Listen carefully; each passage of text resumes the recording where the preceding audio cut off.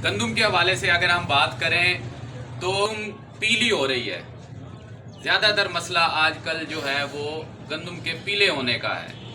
तो गंदम जो पीली हो रही है वो 2-3 उसकी वजूहात हैं, उसकी वजह से हो सकती है। नंबर 1 जो सबसे अहम है वो वीडीसाइड का इफ़ेक्ट है।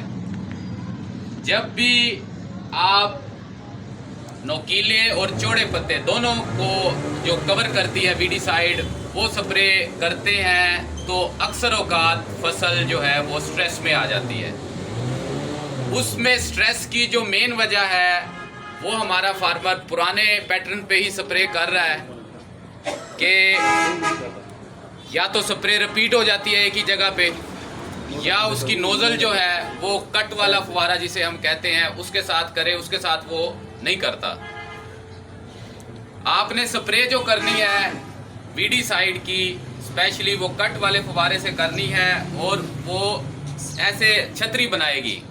आपने यूं नहीं करना, उसको के चलाना है। ये वाली नोज़ल आपने इस्तेमाल करनी है।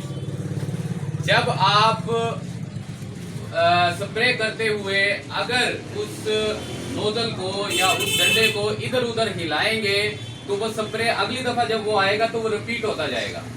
रिपीट होगा तो वो स्ट्रेस आता है फसल में। अक्सर काश्तकारी में करना चाहिए। अक्सर ऐसे वो असल में हमारी जो नोजल है वही ठीक नहीं होती। अक्सर औकात वो स्प्रे हम जो कीड़े मकोड़े वाली स्प्रे के लिए नोजल इस्तेमाल होती है वही स्प्रे हम उसी को वीडीसाइड के तौर पे भी हम इस्तेमाल कर रहे होते हैं उस नोजल को। तो ऐसा नहीं करना।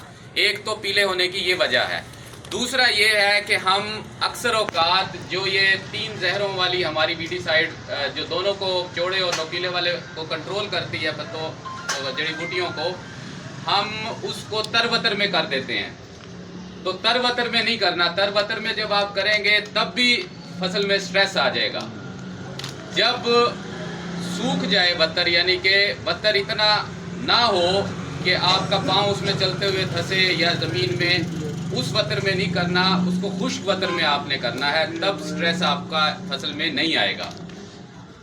तीसरी जो वजह है वो ये हो सकती है कि दीमक का अटैक हो सकता है। खेत में अगर दीमक मौजूद है तब भी फसल जो है वो आपकी जली हुई या पीली महसूस होना शुरू हो जाएगी। जब आप उसको उखाड़ के देखेंगे तो नीचे दीमक मौजूद हो सकती है।